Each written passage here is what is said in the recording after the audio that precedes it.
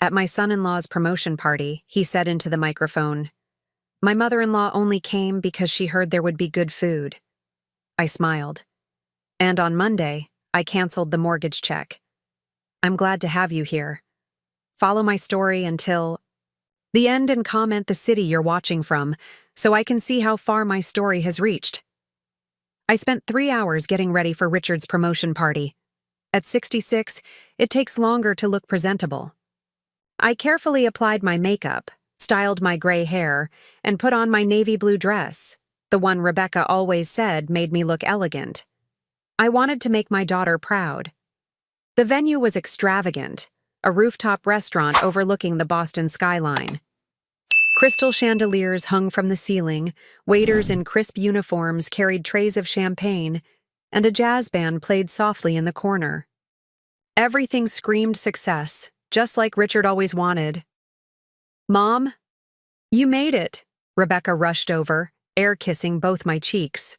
She looked beautiful in her black dress, though I noticed she seemed tense, her smile not quite reaching her eyes.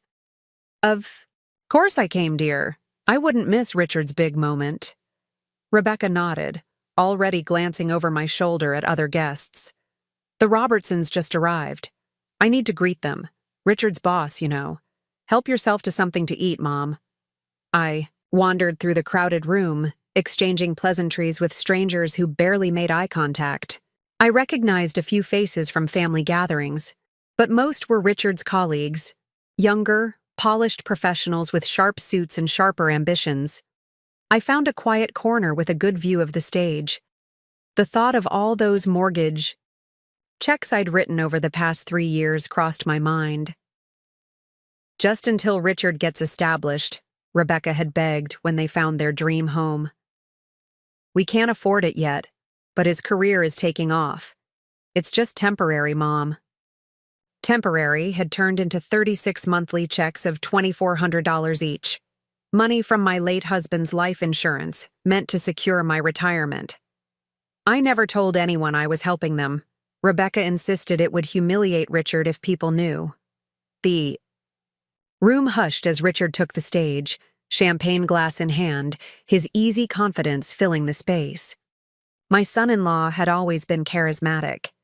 That charm had initially blinded me to the small cruelties, the dismissive glances, the way he spoke over me at family dinners. "I want to thank everyone for coming tonight," Richard began, his smile dazzling under the spotlights. "This promotion has been years in the making," I smiled, genuinely happy for his success. "Perhaps now they could finally take over their mortgage. I see many faces who've supported me on this journey, my bosses who recognized my potential." He nodded toward a table of executives. "My colleagues who've pushed me to excel." More nods. "And of course my beautiful wife, Rebecca." Rebecca beamed, raising her glass. The crowd applauded. And Richard's eyes found me in the corner, and something shifted in his expression. A slight smirk. "I see my mother-in-law Martha is here, too." A spotlight suddenly found me. I felt heat rise in my cheeks as all eyes turned my way.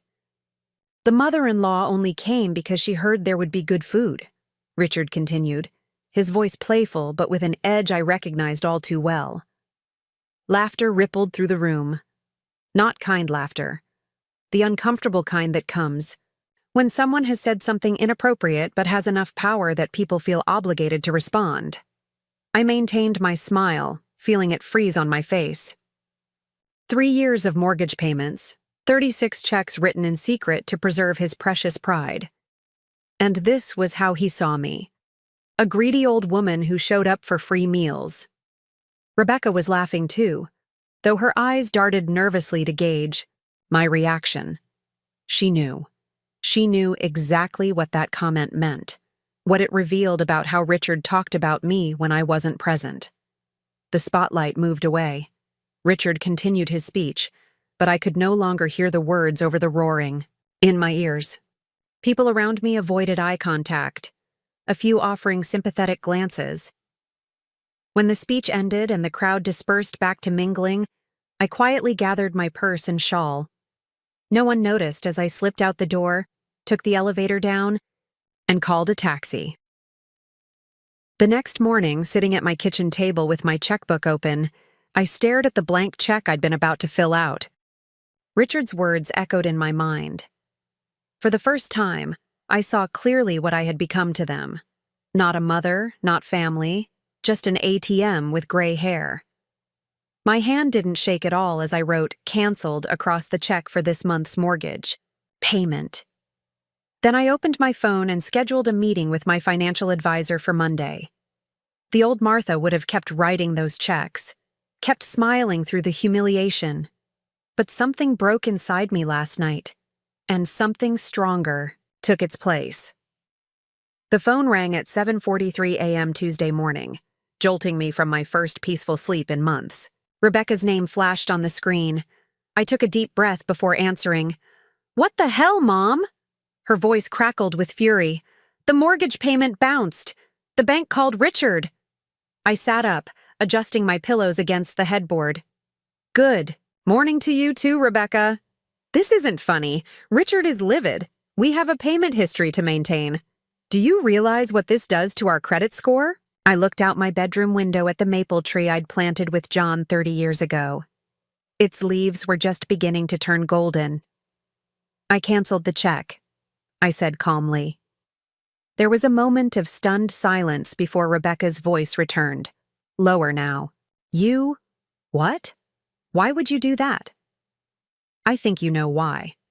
Mom, if this is about Richard's joke at the party." "Was it a joke, Rebecca?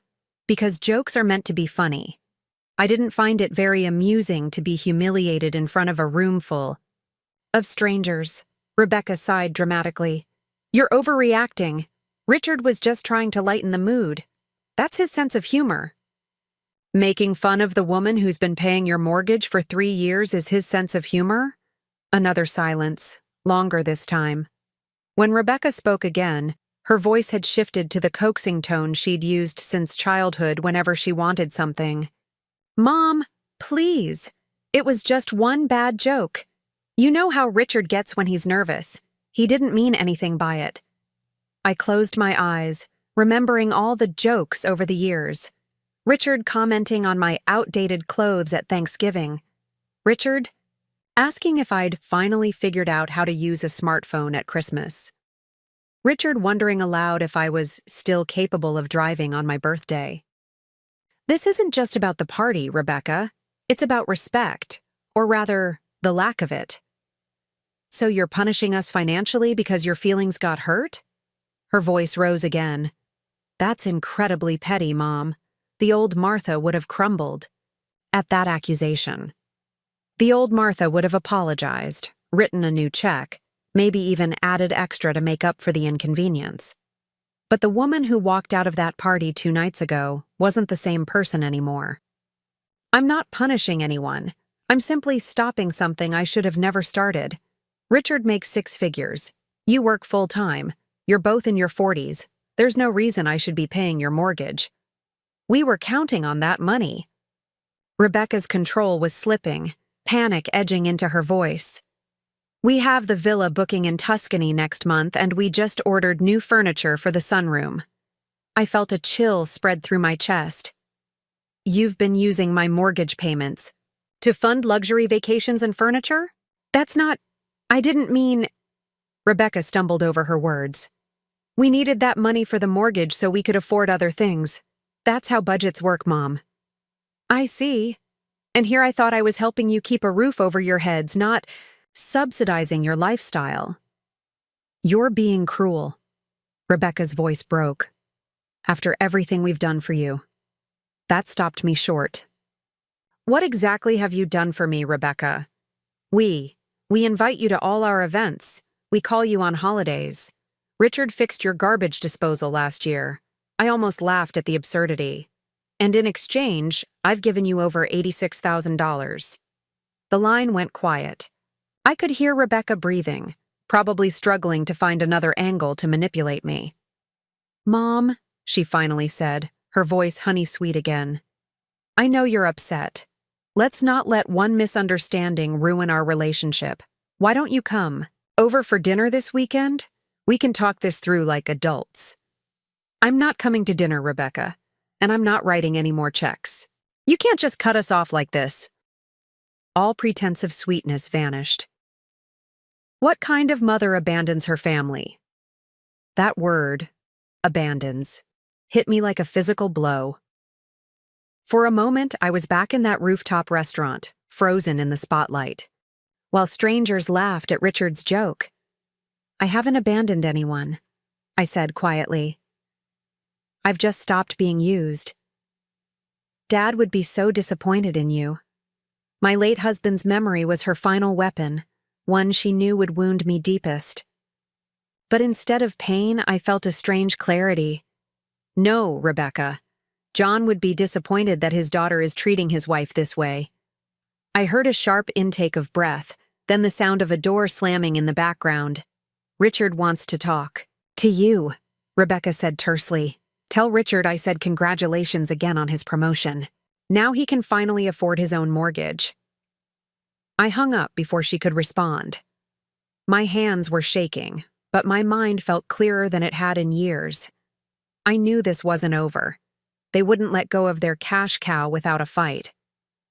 But for the first time since John died, I felt like myself again. The phone immediately rang again. I turned it off and went to make a cup of tea. Whatever storm was coming, I would face it on my terms, not theirs. 3 days of blessed silence ended when my doorbell rang Thursday afternoon. I peered through the peephole to find my son Michael standing on the porch, hands in his pockets, looking uncomfortable. Unlike Rebecca, Michael had always been the peacemaker in the family.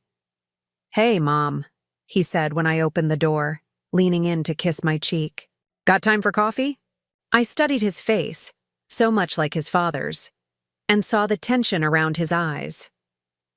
"Rebecca called you, didn't she?" Michael sighed, running a hand through his sandy hair. "Can we talk inside?" In the kitchen, I busied myself making coffee while Michael sat at the table, fidgeting with a coaster. My son had never been good at hiding his feelings.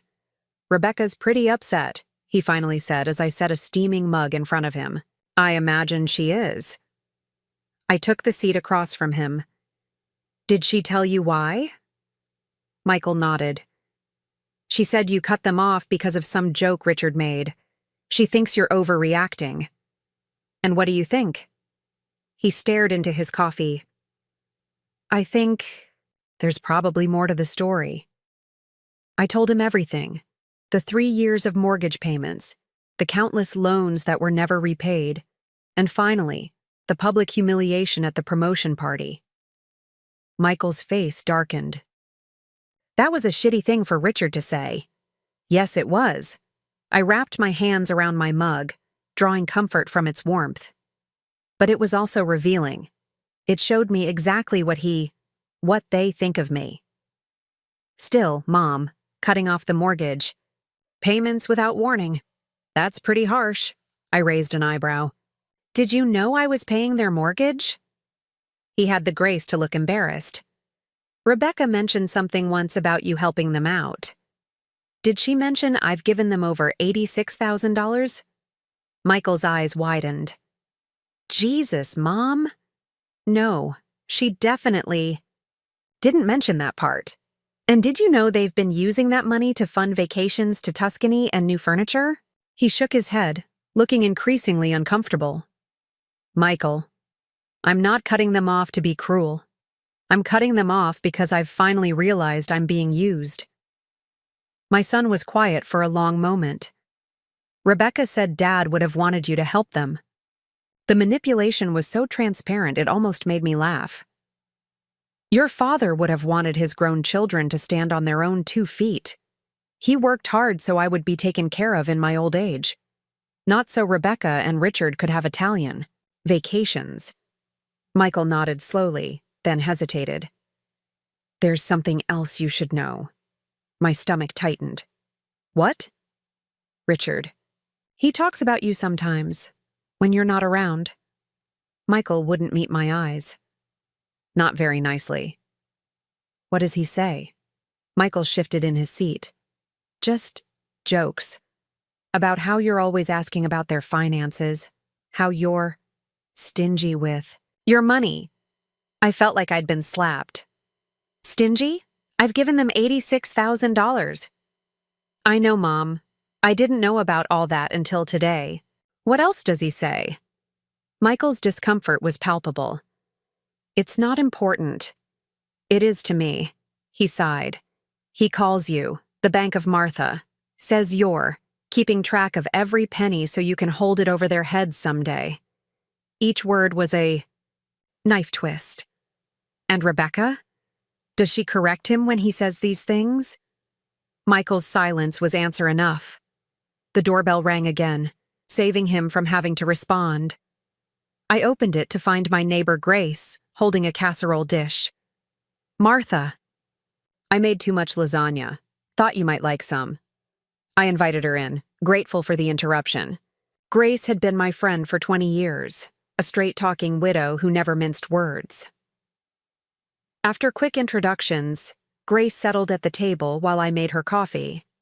Michael, clearly relieved by the buffer, asked about her garden. It's coming. Along nicely, though not as lovely as your mother's, Grace said, then lowered her voice conspiratorially. Actually, Martha, I've been meaning to talk to you about something I overheard at the Miller's barbecue last month. I tensed, sensing what was coming. That son-in-law of yours was there, Richard, right? Handsome fellow, but my word, what a mouth on him. Grace shook her head. He was telling some folks by the drinks table about your pension, calling you, and I apologize for repeating this, an ATM with wrinkles. Michael looked stricken. He didn't. I'm afraid he did, Grace confirmed. Said something about how handy it was having a mother-in-law with a fat retirement account and no one to spend it on but herself. The room fell silent. I stood at the counter, my back to them, fighting to control my emotions. Mom, I'm so sorry, Michael finally said. I had no idea it was that bad. I turned around, surprised to find I felt more resolved than hurt. Well, now we all know exactly where we stand. Grace reached over and patted my hand. You know what my Herald used to say? When someone shows you who they are, believe them the first time. I nodded, suddenly grateful for Richard's public joke. Without it, I might have continued writing those checks for years, blind to the contempt behind their smiling faces. Michael stayed for another hour. When he left, he hugged me tightly. I'll talk to Rebecca, he promised. This isn't right. I watched him drive away, not holding out much hope. Rebecca had always been stubborn, and she'd chosen a husband who matched her in that regard. That night. I pulled out the box of financial records I'd been keeping meticulously for years. Loan after loan, check after check, all neatly documented with dates and amounts. Some for the mortgage, some for emergencies, that somehow always coincided with luxury purchases. As I leafed through the papers, a cold realization settled over me. This wasn't just about one insulting joke. This was about years of being taken advantage of by the people who should have cared for me most. It was time to close the Bank of Martha, permanently. I spent the next morning at Coastal Credit Union with Harriet, the financial advisor who had helped me manage my money since John's passing. She peered at me over her glasses as I explained the situation. Let me get this straight, Martha. You've been paying your daughter and son-in-law's mortgage for 3 years without telling anyone? I nodded, feeling embarrassed now that I was saying it out loud. And you want to know how much you've given them in total? Yes. I've kept records, but I want to make sure I haven't missed anything. Harriet typed rapidly on her keyboard, her lips thinning as she reviewed my accounts. Martha, there are numerous withdrawals here, not just the monthly mortgage payments. She turned the monitor so I could see. Besides the $2,400 monthly mortgage payments, there were dozens of other withdrawals. $5,000 for Rebecca's car repair, $3,200 for Richard's dental work, $7,500 for kitchen emergency, $4,800 for roof repair. Do you remember authorizing all these? My stomach clenched as I nodded. Each one had come with a desperate phone call, a tearful explanation of why they needed the money immediately. Each time, I'd written a check without question. Martha, adding everything up, the mortgage payments and these other withdrawals, you've given them approximately $127,000 over the past 3 years. The number hit me like a physical blow. I knew it was substantial, but hearing the total made me lightheaded. That's about a third of your retirement savings, Harriet said gently. I gripped the edge of her desk, trying to steady myself. I had no idea it was that much. Harriet removed her glasses, her expression softening. Martha, I've been meaning to talk to you about this pattern for a while. This level of financial support isn't sustainable for someone on a fixed income. At this rate, you'll deplete your savings within 7 years. 7 years. I was only 66. With modern medicine, I could easily live another 20 years or more. The reality of my situation crashed down on me. What should I do? My voice sounded small, even to my own ears. First, you need to stop the withdrawals, which you've already done. Second, you might want to consider talking to an elder law attorney about protecting your assets. Do you think that's necessary? Harriet hesitated. Martha, when family members become accustomed to accessing someone's funds this way, they rarely stop willingly. I thought of Rebecca's reaction on the phone, her immediate leap to accusations and emotional manipulation rather than understanding or gratitude for what I'd already done. I'll make an appointment, I said firmly. Back home, I sat at my kitchen table, staring at the document Harriet had printed out, a complete record of every dollar I'd given to Rebecca and Richard. It was an appalling amount, far more than I'd realized. No wonder they'd become so comfortable with their lifestyle. I'd been subsidizing it all along. The doorbell rang. Through the peephole, I saw Rebecca, arms crossed, foot tapping impatiently. I took a deep breath before opening the door. We need to talk, she said, pushing past me without waiting for an invitation. I followed her into the living room, where she paced like a caged animal. Michael says you think we've been using you for money, she said accusingly. Haven't you? Rebecca stopped pacing, her face flushing. We've had some financial difficulties. You offered to help. Did I offer, or did you ask? I picked up Harriet's printout. Did I offer to give you $127,000? Rebecca blinked, momentarily thrown. It can't possibly be that much. It is. I have the records right here. She regained her composure quickly. So what? You're wealthy, Mom. Dad left you well taken care of. What else are you going to spend it on? Perhaps my own retirement? Medical care when I'm older? Or just things that bring me joy rather than funding your and Richard's extravagant lifestyle? Rebecca's expression hardened. This is about Richard's stupid joke, isn't it? You're punishing us because your feelings got hurt. This isn't about punishment. It's about realizing I've been taken advantage of. Taken advantage of? Rebecca laughed bitterly. You've lived in this house for 40 years. Your mortgage is paid off. You have no expenses except your gardening hobby and basic living costs. And that entitles you to my savings? We're family. Family helps each other. Where was that family spirit when Richard was mocking me at his party? Where was it when he called me an ATM with wrinkles at the Miller's barbecue? Rebecca's eyes widened slightly, confirmation that she knew about that comment. He was just joking around. No, Rebecca. People joke about things they find funny. Richard clearly finds financial exploitation amusing. Exploitation? That's ridiculous. We were going to pay you back. I raised an eyebrow. When? She faltered. When? When we were more financially stable. You make over $200,000 a year between the two of you. You have a mortgage on a house you could never afford without my help. You take luxury vacations and buy designer furniture. When exactly were you planning to become financially stable? The front door opened, and Richard walked in without knocking. His face was flushed with anger. There you are, he said to Rebecca. I told you not to come here alone. I don't recall inviting either of you, I said calmly. Richard turned to, me, his charm nowhere in evidence. Look, Martha, this has gone on long enough. We need that mortgage payment. I held up the financial document. Did you know you and Rebecca have taken $127,000 from me in the last 3 years? He glanced at the paper, unimpressed. So what? You're not exactly hurting for money, and it's not like you have anyone else to spend it on. The callousness of his response left me speechless. Rebecca, perhaps sensing she was losing control of the situation, tried a different approach. Mom, we're family. We've always been there for you. Remember when you had that fall last year? Who drove you to the hospital?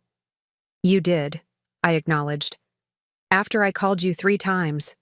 And you complained the entire way about missing your hair appointment. Rebecca flushed. Richard stepped forward, his voice dropping to that persuasive tone he used on clients. Martha, you have to understand our position. We've built a life based on certain financial expectations. You can't just pull the rug out from under us. I looked at him, really looked at him, and saw clearly for the first time the calculating man behind the charming facade. I'm not pulling any rug, Richard. I'm simply closing my checkbook. And what about our mortgage? He demanded. Our lifestyle? That sounds like a problem for you to solve. I stood up, signaling the conversation was over. Now, unless you're here to thank me for the $127,000 I've already given you, I think you should leave. Richard's face darkened. You'll regret this. Martha, you're not as independent as you think. The threat hung in the air as I showed them to the door. As I closed it behind them, I realized my hands were steady, my heartbeat calm. The old Martha would have been distraught, desperate to mend fences at any cost. But the woman who stood in the quiet house, listening to their car peel angrily out of the driveway, was no longer afraid of their disapproval. She was too busy rediscovering her dignity. The weeks following my confrontation with Rebecca and Richard brought an icy silence I hadn't experienced since my husband's death. No calls, no texts, no surprise visits demanding money.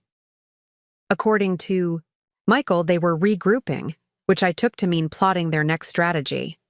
I used the quiet to reclaim my life.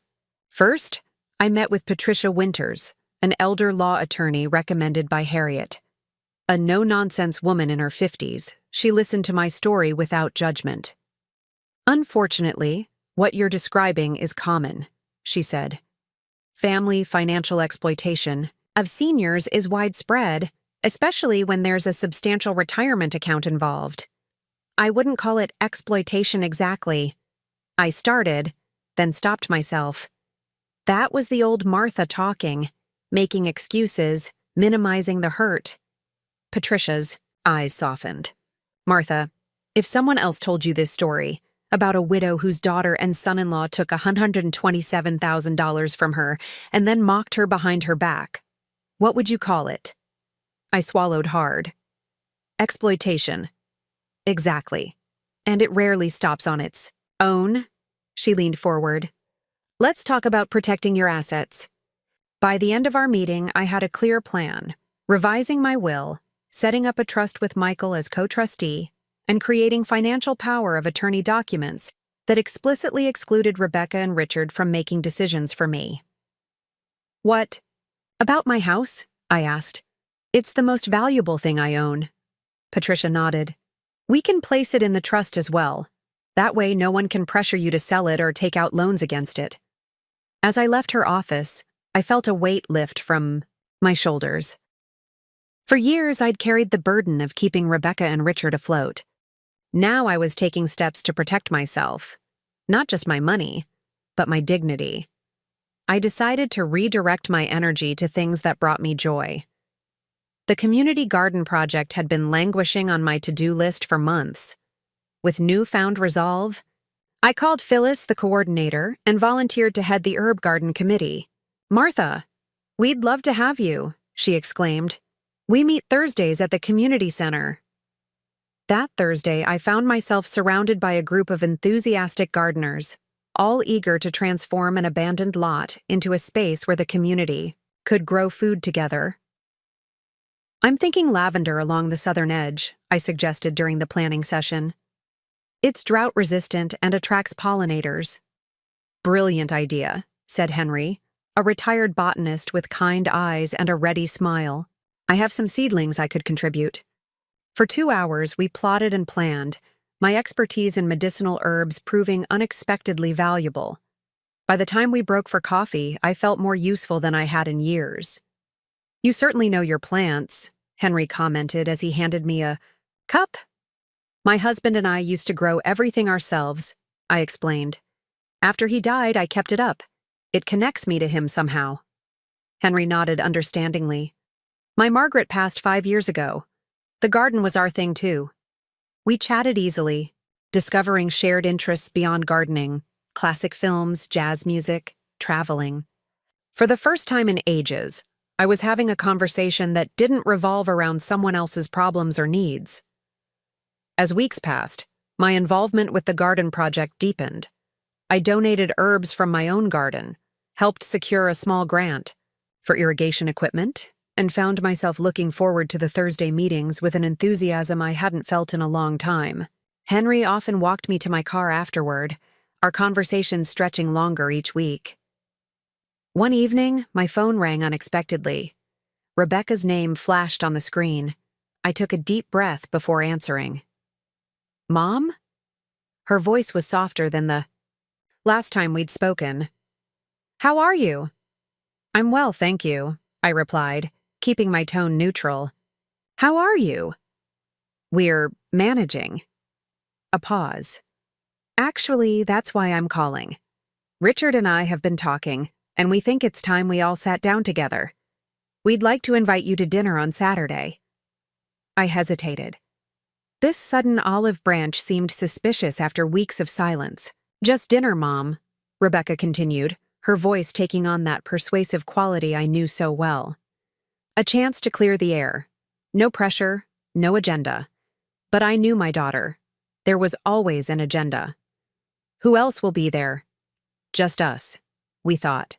"It should be intimate, family only." I thought about Patricia's warnings about continued manipulation attempts. I thought about the $127,000 already gone. I thought about ATM with wrinkles. "I'd be happy to come to dinner," I said finally. Rebecca exhaled audibly. "Wonderful. 7 o'clock? Richard is making his famous roast chicken."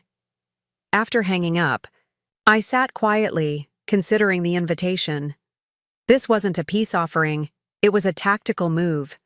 They'd had time to realize that angry confrontations wouldn't work, so now they were shifting to a gentler approach. The goal remained the same. Access to my money. I called Michael to get his perspective. "They invited you to dinner?"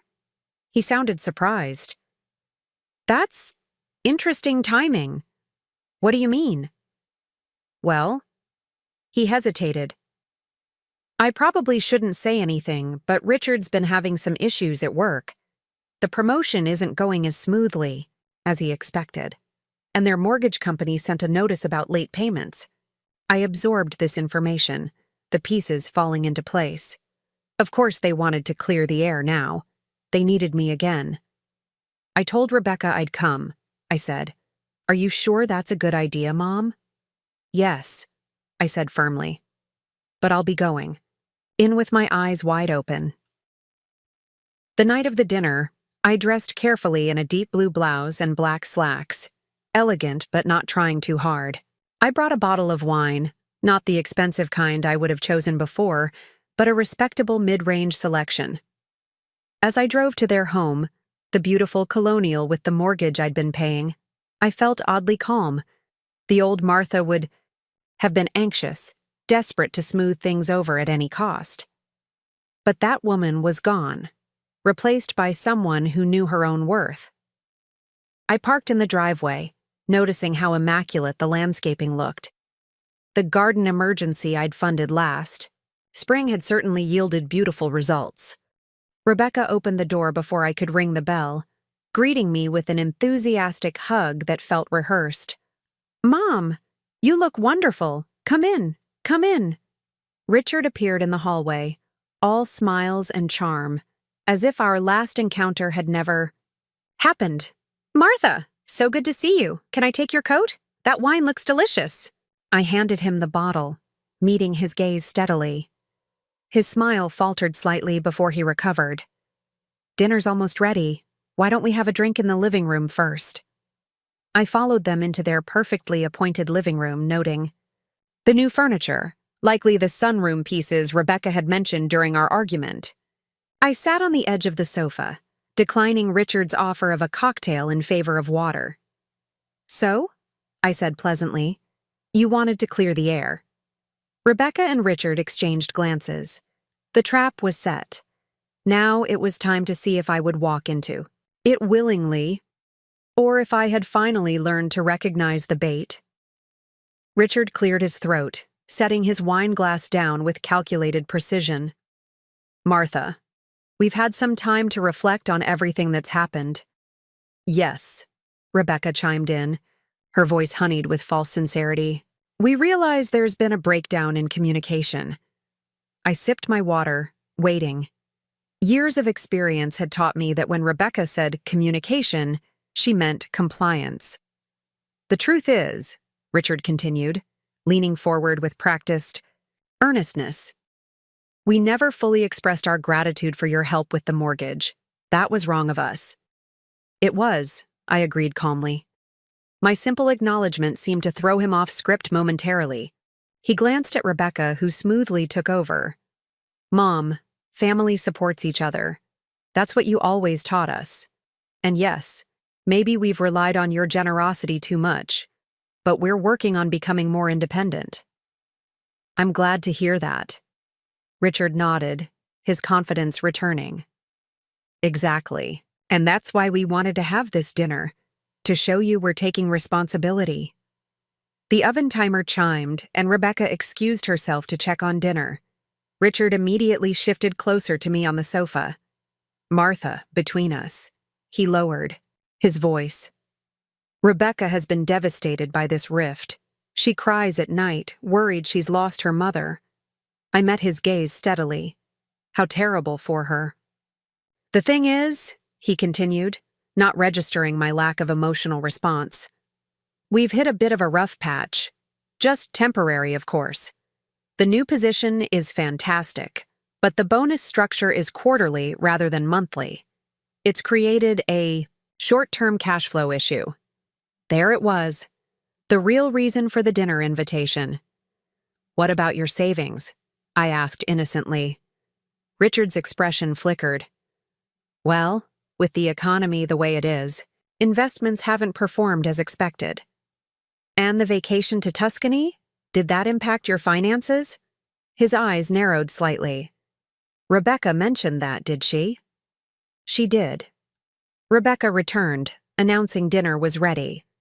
We moved to the dining room where she'd prepared an elaborate table setting, my grandmother's china, which I'd given her years ago, gleaming under candlelight. "Wine, Mom?" Rebecca offered, already pouring. "No, thank you. I'm driving." "You could always stay over," she suggested. "We could have a nice breakfast tomorrow, keep talking things through." I smiled. "That's thoughtful, but I have plans in the morning." "Oh?" Rebecca looked genuinely surprised that I might have a life beyond their needs. "What plans?" "I've joined the community garden committee. We're preparing the herb beds tomorrow."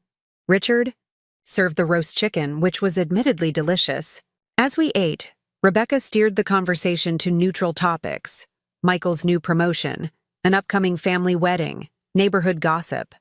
It was almost like old times, except for the undercurrent of tension.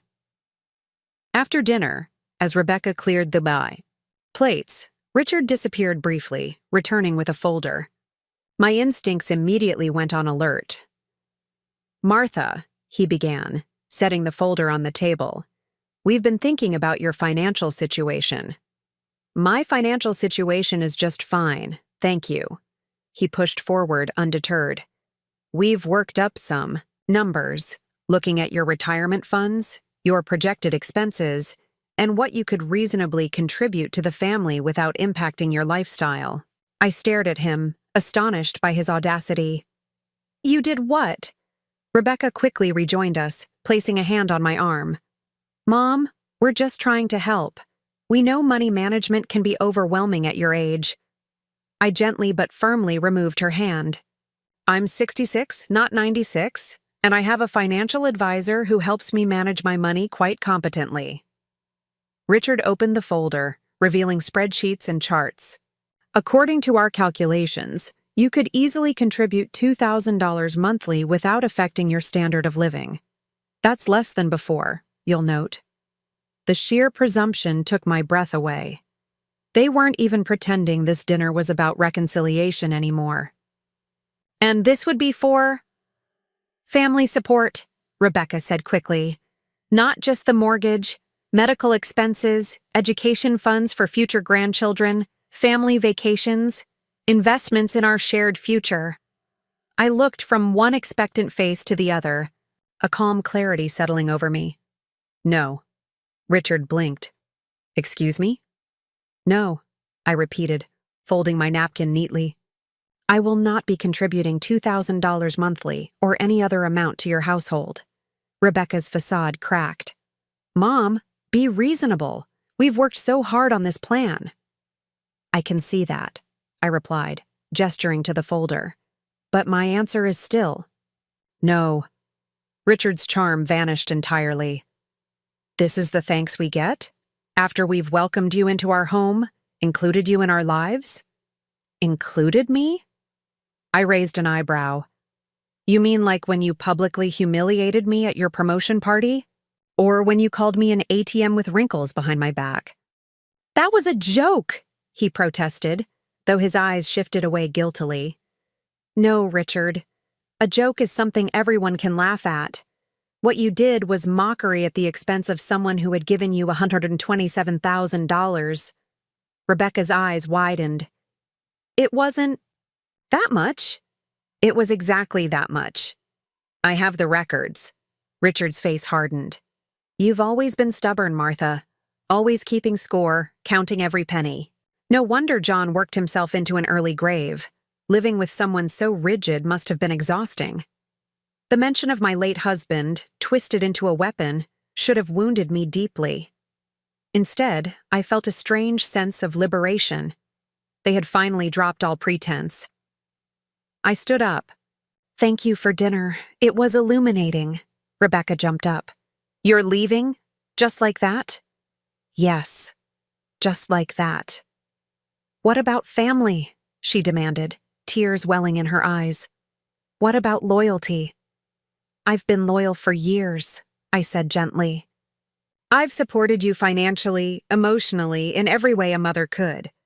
But loyalty goes both ways, Rebecca, and respect is non-negotiable." Richard snorted. "Great speech, very dramatic. What happens when you need us? When you're older, frailer, unable to care for yourself?" I met his gaze squarely. "I'll manage." Just as I've always managed. Rebecca followed me to the door, her composure crumbling. "Mom, please. We can work something out. A smaller amount, maybe?" I turned to face my daughter one last time. "Rebecca, I will always love you. My door is always open if you want to visit. As family, not as financial dependents. But the Bank of Martha is permanently closed." I left them standing in the doorway, Rebecca crying theatrically, Richard's face darkened with fury. As I drove away, I felt no sadness, only the peaceful certainty that I had finally done the right thing. 6 months later, I stood in the community garden, surveying the flourishing herb beds with pride. Lavender, rosemary, thyme, and mint created a tapestry of colors and scents that attracted butterflies and bees by the dozens. "It's magnificent," Henry said beside me, his hand warm on my shoulder. Over the months, our friendship had deepened into something more, companionship, support, and eventually a gentle romance that had taken us both by surprise. "The children's section loves your mint," he continued. The teacher said they can't stop rubbing the leaves and smelling their fingers. I smiled, remembering how Rebecca had loved doing the same thing in my garden as a child. The thought brought a familiar pang, but no longer the sharp grief of before. My phone buzzed with a text message from Michael. All set for lunch tomorrow? Sophie can't wait to see her grandma. I typed back a quick confirmation. My relationship with my son had strengthened over the past months as he'd seen me stand my ground. He'd even begun bringing his daughter Sophie for regular visits, a genuine desire for family connection, not a financial strategy. Rebecca and Richard had finally sold their too expensive house, downsizing to something within their actual means. We spoke occasionally, stilted conversations where Rebecca carefully avoided any mention of money. It wasn't the close relationship I'd once hoped for, but it was honest, and that was worth more than false harmony. Penny, for your thoughts? Henry asked. Just reflecting on how much has changed since that dinner party. He nodded understandingly. Henry knew my story. I'd shared it one evening over tea in his garden. Rather than judgment, he'd offered perspective. Sometimes the kindest thing we can do for others is to stop enabling them. As we walked through the garden, greeting other volunteers and community members, I felt a deep contentment settle in my bones. My retirement fund was secure, growing modestly under Harriet's watchful eye. My house was protected in the trust Patricia had established. My days were filled with purpose and genuine connections. That terrible moment at Richard's promotion party, standing frozen in the spotlight while strangers laughed, had been a gift in disguise. It had forced me to see what I'd been blind to for years. That true dignity comes not from what we give others, but from what we refuse to surrender. As Henry and I left the garden hand in hand, planning our dinner and an evening of jazz at the local music venue, I realized I was happier at 66 than I'd been in years. Not because I had more, but because I had finally recognized my own worth. The Bank of Martha was closed forever. But Martha herself? She was flourishing.